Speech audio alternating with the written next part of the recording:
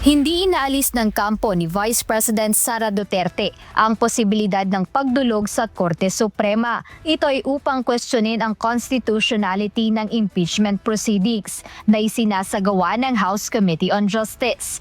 Ayon kay Attorney Michael Powa, isa lamang ito sa legal remedies na kanilang pinag-aaralan. Iginiit ng defense team na hindi nila kinikilala ang otoridad ng Kamara na magsagawa ng tila trial sa nasabing reklamo.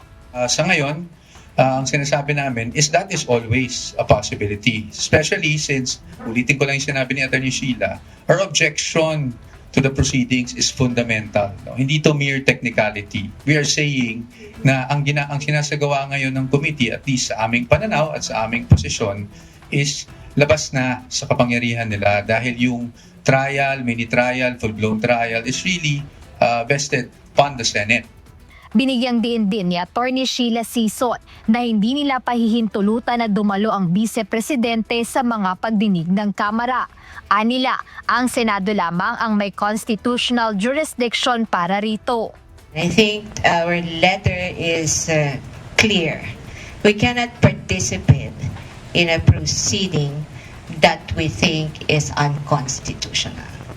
We cannot have the Vice President appear before a body exercising a power or authority that is vested by the Constitution in another tribunal. Pinabulaanan din ng kampo ni VP Duterte ang banta ng ilang mambabatas na culpable violation of the Constitution ang hindi pagdalo ng pangalawang Pangulo. Paliwanag nila, walang batas na nag-oobliga sa isang respondent na personal na humarap sa committee level.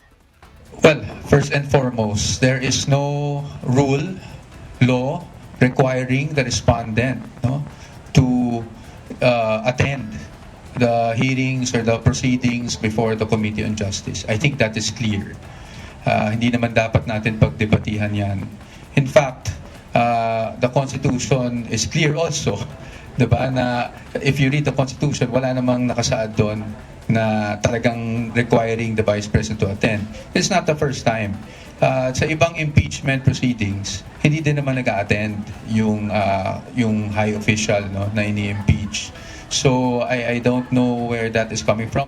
Samantala, bukas ang kampo ni Vice President Duterte sa pagbibigay ng protective custody kay Ramil Madriaga.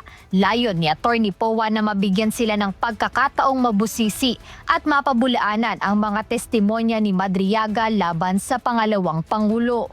Pero as to the safety, gusto naman namin mag-testify siya Diba? Kasi paano natin pabubulaanan yung mga sinasabi niya kung hindi natin siya papatestify, di ba? Doon lang yung forum. But again, at the proper forum.